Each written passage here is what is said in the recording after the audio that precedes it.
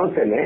అన్న అదే మీ ఇప్పుడు అక్కడి నుంచి వెళ్ళి బయటకు వస్తున్నారు, కాంగ్రెస్ నుంచి లైన్ వస్తుంది కదా, మనకు ఇంకొక వార్త తెలిసింది బీజేపీలోకి వెళ్తున్నారు అన్నట్టుగా.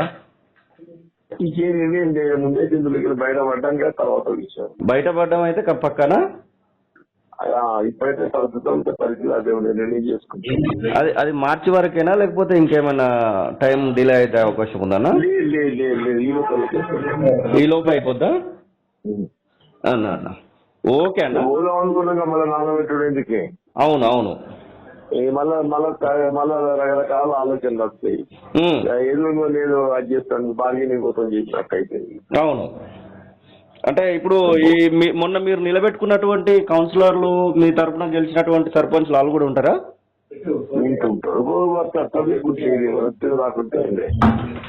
మన వ్యక్తిగతంగా మనకు ఉంటది కదా. అవును, మన వ్యక్తిగత మనం ఎవరిని ఇబ్బంది పెట్టేది లేదే, మన వ్యక్తిగత మనకు ఉంటుంది.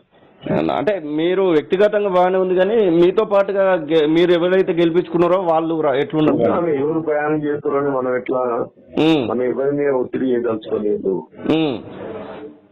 ఇప్పుడు మీ కుమారుని గురించి కూడా వార్తలు వస్తున్నాయి కదా అన్న?